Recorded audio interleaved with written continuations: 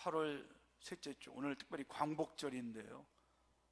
일부 예배에 참여하신 여러분들에게 우리 하나님의 크신 은총이 늘 충만하시기를 간절히 소망합니다.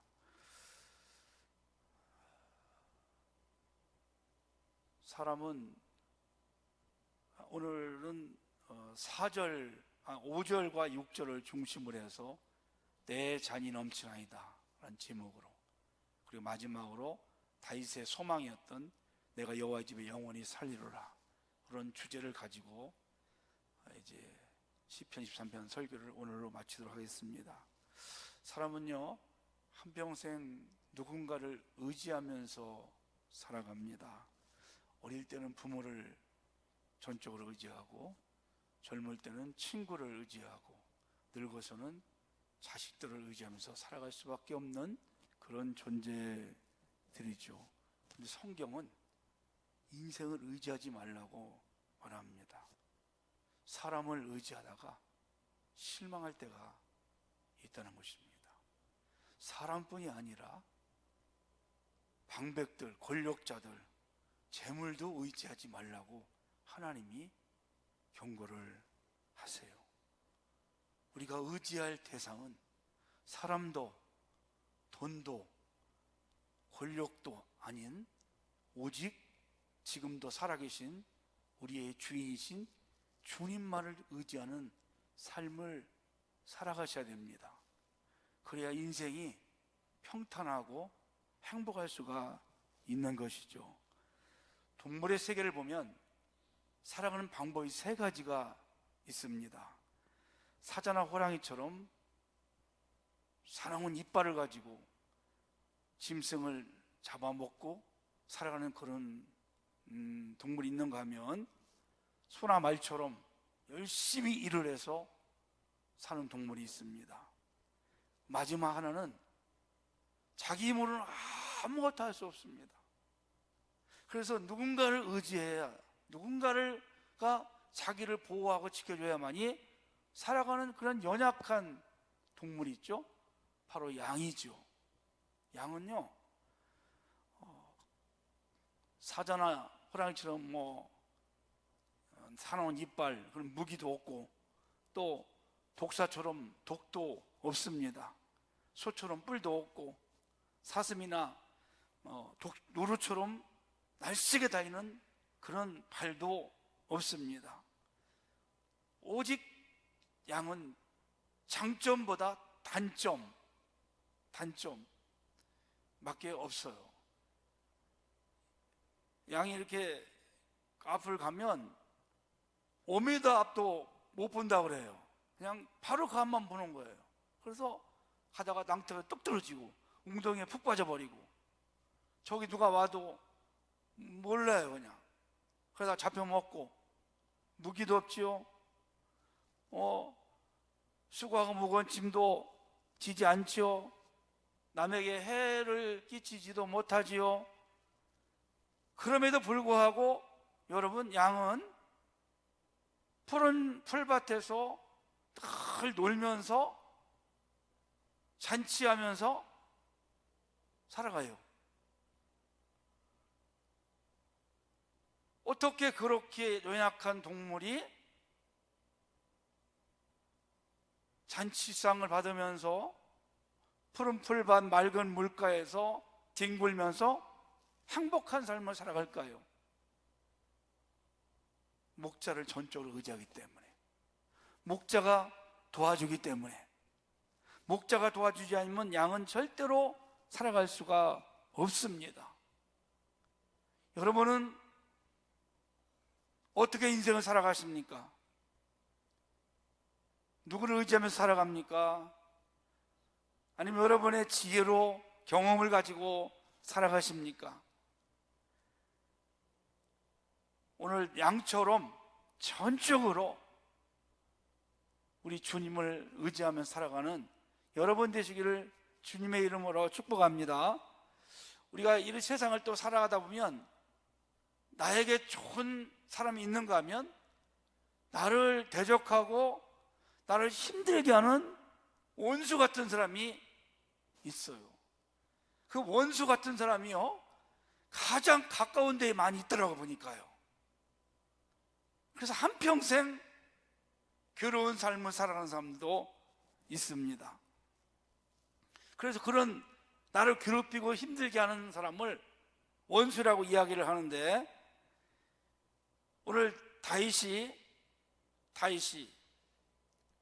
양을 비유해가지고 또 자신의 삶을 이야기하면서 원수 같은 그런 삶 앞에서도 우리 주님을 의지하니까 원수 앞에서도 잔치상을 차려주시고, 그리고 기름을 부어주시는 그런 놀라운 체험을 하게 된 것입니다. 그래서 이렇게 고백을 하죠. 내 잔이 넘치나이다. 아멘. 그는 많은 인생의 고난을 겪어본 사람입니다. 그럼에도 불구하고 그가 내 잔이 넘친다고 했어요. 여러분, 넘친다는 말은 풍족하다는 겁니다. 항상 풍족한 겁니다. 우리 그렇게 고백할 수 있으신가요? 다윗이 뭐 부자가 되고 돈이 많고 먹을 것이 막 쌓이고 그래서 잔이 넘친단 말 한 것이 아닙니다. 이 시를 쓸 때에는 물론 노년의 인생의 그 참 황혼기에 썼는데, 자기의 지난날의 삶을 돌이켜보면서 하나님께서 내가 쫓기는 삶 가운데에서도 내가 어떤 상황이 있어도 나와 함께 하심으로 나에게 필요한 것들, 있어야 할 것들, 내 삶의 모든 것들을 공급해 주셨고, 지나가 보니까 부족함이 없이 항상 넘쳤구나, 이런 고백을 하게 된 것입니다. 여러분은 그렇게 한번 고백할 수 있습니까? 내가 지금까지 살아오면서 우리 주님의 은혜로 항상 풍족합니다. 부족함이 없습니다. 이런 고백을 할 수 있기를 주의 이름으로 부탁을 드립니다. 그러면 오늘 본문에서 다윗이 어떤 고백을 했을까요? 목자인 주님은 원수의 목자에서 상을 차려주십니다. 양에게는 늘 해치려고 하는 사나운 짐승들이 있었어요. 사자나 곰이나 또 독 있는 뱀, 이런 것들로부터 자신 스스로 방어할 수가 없습니다. 그런데 목자가 항상 양 곁에서 막대기와 지팡이로 이 양들을 지켜주죠. 다윗에게도 마찬가지였어요. 다윗도 그의 삶에 수많은 원수들이 있었습니다. 소년 때 양을 치다가 아버지 이새가 지금 블레셋과의 전쟁에 형들이 너희 형이 나갔는데 한번 가서 안부를 좀 물어와라, 안부 좀 알아갖고 와라. 그래서 전쟁 때 갔다가 느닷없이 골리앗과 전쟁을 하게 됩니다. 그가 뭘 말을 합니까? 너는 칼과 창을 가지고 나오지만 나는 만군의 여호와 이름으로 나아가노라. 물맷돌로 그 거장 골리앗을 고꾸라뜨리고 승리를 합니다. 이때부터 다윗은 원수가 하나 생겼습니다. 그리고 쫓기는 삶을 살아갑니다. 10년 이상을 원수한 사람 때문에 집에 들어오지 못하고 이방 나라에까지 가서 굴속에서, 때로는 광야에서, 수풀에서, 때로는 미친 채도 하면서 침을 질질 흘리면서 늘 그런 두려움 가운데 쫓기는 삶을 살아가요. 그러다가 어느 날 그가 숨어있던 굴속에 원수가 들어왔습니다. 부하였던 아비새가 하나님께서 주신 기회입니다 라고 하면서 단칼에 쳐버립시다. 그랬더니 다윗이 하나님의 기름 부은 종을 우리가 손대면 안 된다. 살짝 옷자락만 배웠습니다. 그것도 마음에 찔렸어요. 여러분, 얼마나 좋은 기회였습니까? 그럼에도 하나님의 말씀을 지켰습니다. 또 때로는 한 번은 아들 압살롬이 반역을 일으켜서 다윗이 쫓겨갑니다. 그렇게 많은 원수, 힘든 상황 속에서 다윗은 원수와 대적하지 않습니다. 어떻게 했을까요? 하나님께 맡긴 줄로 믿습니다. 로마서 12장 17절 말씀을 보면 아무에게도 악으로 악을 갚지 말고 오직 모든 사람 앞에서 선한 일을 도모하라. 내 사랑하는 자들아, 너희가 친히 원수를 갚지 말고 맡기라. 원수 갚는 것이 내게 있으니 내가 갚으리라고 주께서 말씀하시느니라. 원수를 갚지 말라는 겁니다. 원수를 대적하지 말라는 것입니다. 내가 원수를 대적하면 또 다른 원수가 생길 수 있습니다. 어떻게 할까요? 주께 맡기고 주님이 원수를 갚아주신대요. 아멘. 이 말씀을 생각하시면서 여러분 앞에 혹시 원수가 있다면 주께 맡기고 여러분들은 위에서 기도할 수 있기를 주의 이름으로 부탁을 드립니다. 두 번째는 어떤 고백을 했을까요? 자기 머리에 기름을 주님께서 부어주셨습니다. 중동 지방에서 이 기름을 바르는 일은 귀한 손님에게 발라준다고 그래요. 기름 바르면 기분이 새로워지고 원기가 북돋아 올라온다고 합니다. 다윗은요, 평생 3번의 기름 부음을 받았어요. 언제 받을까요? 첫 번째, 양을 치다가 어느 날 갑자기 집에 오라고, 왕 예선이 있다고, 사무엘을 통해서 다윗이, 말제였던 다윗이 기름을 사무엘이 붑니다. 이스라엘 왕으로 세우는 겁니다. 자기가 원하는 것도 아니에요. 그래서 하나님 앞에 평생을 감사하고 또 감사했습니다. 내가 누구간데, 우리 가정이 누구간데 하나님께서 나 같은 사람에게 기름 부어주셔서 왕으로 세워주셨을까? 그렇게 감사하면서 살아갑니다. 두 번째는 헤브론에서 유다 왕으로 기름을 붓습니다. 세 번째는 역시 이스라엘 전체 왕으로 기름을 부어요. 기름 부음을 받았어요. 다윗은 3번의 기름 부음을 평생 받습니다. 목자가 양들에게 기름을 바를 때가 있습니다. 언제 바르느냐?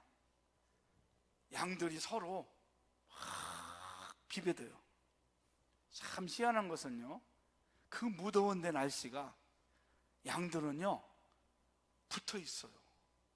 떨어져 있어야 되지 않습니까? 근데 붙어 있어요. 그러면 거기가 상처가 나고 진물이 나고. 그러면 여러분, 목자가 어떻게 하는지 아세요? 염소를 한 마리 탁 집어넣어요. 염소가 뿔로 들이받아요. 그래서 떼어넣는 거예요. 그래서 양만 필요한 것이 아니라 때로는 염소도 있어야 되는데, 여러분, 그런 들이받는 염소는 되지 않기를 부탁을 드립니다. 그렇게 해서 기름을 발라요. 이 기름 바르면 서로 달라붙지 않는다는 거예요. 이마에다가 미끌미끌해가지고. 또 하나는 왜 기름을 바르냐? 이 파리가 더운 지역 많습니다. 그럼 파리가 알을 까가지고 그 알의 유충이 콧구멍으로 이렇게 들어가서 머리로 들어간답니다. 그러면 양이 잘못하면 죽는다는 거예요. 그래서 파리가 여기 닿지 못하도록 양에게 기름을 바르는 거죠. 자, 여러분, 다윗이 기름으로 내 머리에 바르셨다, 이 말씀은 주님께서 상처받은 다윗에게 치료해 주시고 위로해 주셨다, 그런 뜻을 가지고 있습니다. 얼마나 그가 이유 없이 상처를 많이 받았어요. 얼마나 그가 마음에 상심이 많았습니까? 매일 그렇게 쫓기고 이유 없이 애매하게 고난을 당하고 상처받았어요. 엄청 받았어요. 시편 147편 3절에 보니까 우리 주님은 상심한 자를 고치시며 저희 상처를 싸매시는도다. 그렇습니다, 여러분. 의사는 외부적인 상처는 치유할 수 있지만 마음의 상처, 영혼의 상처는 치유할 수가 없습니다. 그러면 우리가 어떻게 영혼의 치유를 받을 수 있어요? 성령의 기름 부으심을 받기를 주의 이름으로 축원합니다. 우리를 위로할 수 있는 분은 성령님밖에 없습니다. 사람이, 목회자가 위로한다고 그때뿐이죠. 성령님의 위로가 다 여러분의 심령에 넘쳐나시기를 간절히 원합니다. 상한 심령, 아픈 심령, 메마른 심령 위에 아침에 이슬비가 내리듯 여러분의 심령에, 여러분의 그 아픈 상처에 성령의 기름 부으신 은혜가 늘 충만하시기를 주의 이름으로 축원합니다. 세 번째 무슨 고백을 합니까? 내 잔을 넘치게 하신다고 했습니다. 여러분, 이왕이면 그저 술 마시는 분들이 그런 얘기예요. 잔은 채워주세요. 아니, 한 번은 성찬식을 하는데 저쪽에 할아버지 한 분이 그랬던 것 같아요. 성찬식을 하면서 포도주 이 잔을 이게 주는데, 이왕이면 채워주세요. 그래가지고 어떻게 하다가 그냥 더 채우는데 넘쳐버렸어요. 그걸 막 아까우니까 빨아 잡섰다고 하는데, 넘치는 게 여러분 좋죠. 부족함도 좋지만 넘친다는 것은 풍족하다, 그런 뜻을 가지고 있습니다. 부족함이 없다는 겁니다. 하나님이 우리에게 주실 때 부족함이 없도록 부어주셔요. 우리가 구하는 것보다, 생각하는 것보다 항상 우리 하나님은 넘치도록 능히 하실 일입니다. 에베소 3장 10절 말씀 보니까 우리의 온갖 구하는 것이나 생각하는 것에 더 넘치도록 능히 하실 일이라고 말씀하고 있어요. 내가 구하는 것보다 훨씬 더 하나님은 좋은 것을 더 많이 주십니다. 하나님은 풍족하신 분이십니다.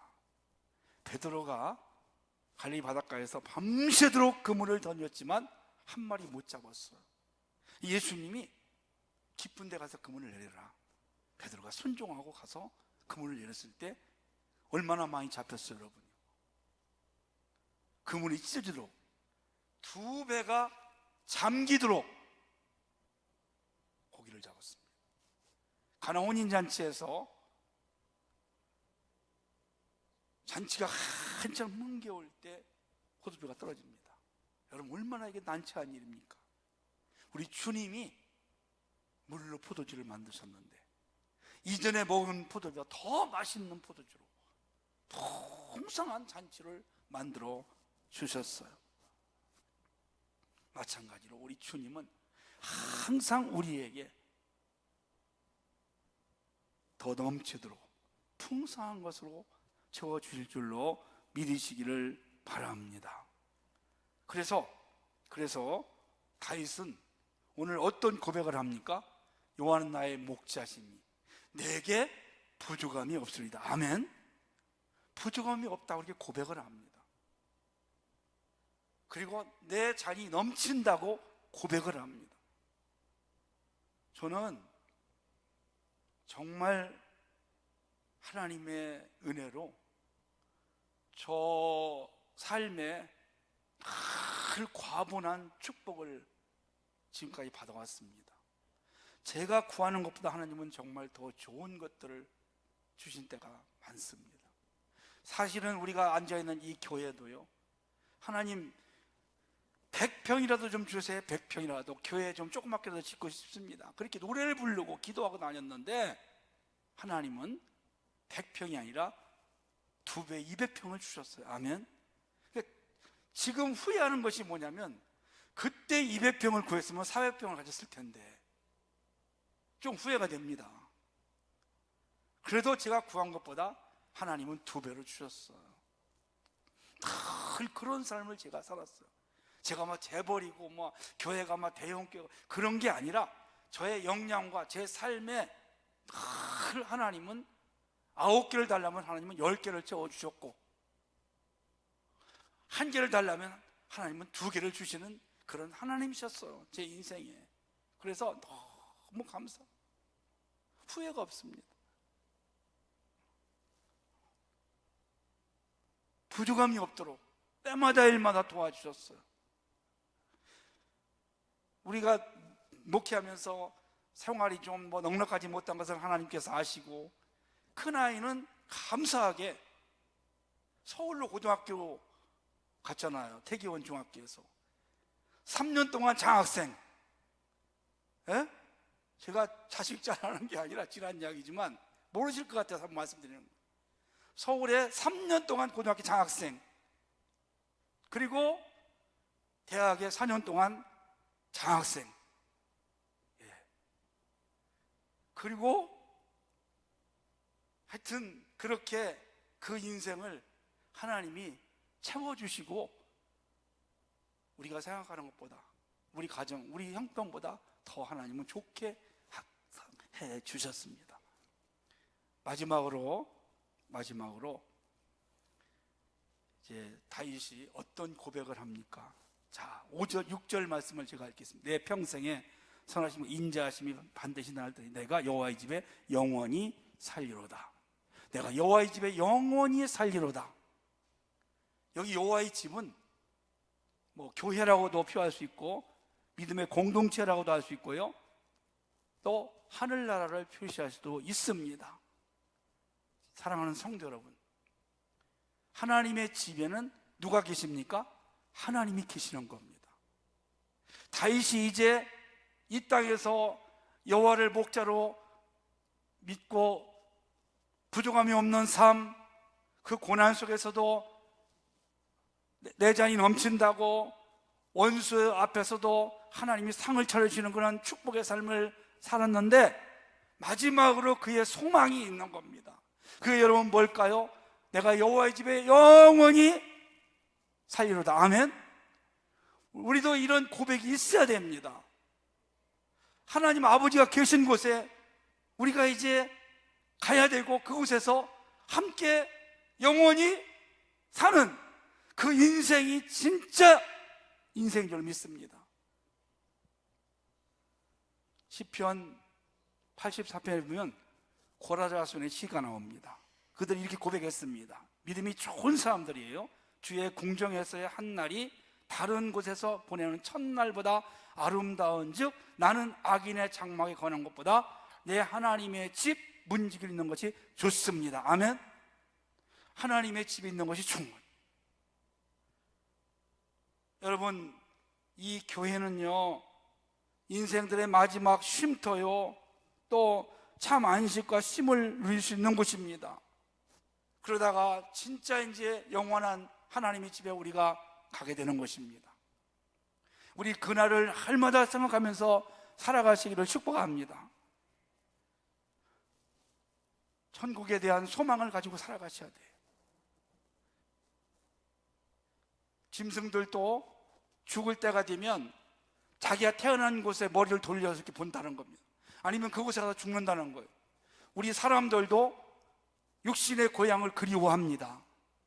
하물며 우리의 영혼의 고향, 우리 아버지 하나님이 계신 그곳을 늘 바라보시면서 소망을 가지고 그날을 기대하면서 살아가는 성도님들이 되시기를 주님의 이름으로 부탁을 드립니다. 다윗은 이제 마지막 이런 소망을 가지고 살았어요. 그는 여호와의 목자로 모시니까 부족함이 없다고 했습니다. 늘 목자가 푸른 초장 풀밭 맑은 물가를 인도해 주셨습니다. 그를 대적하는 원수들 앞에서도 잔치상을 하나님이 차려주십니다. 그리고 막대기와 지팡이가 위험한 길을 갈 때도 항상 지켜주십니다. 그리고 기름을 발라주시고, 그래서 항상 잔이 넘치는 삶을 살아가요. 여러분, 어떻게 이렇게 살아갈 수 있을까요? 믿음입니다. 하나님을 절대적으로 신뢰하는 믿음이었어요.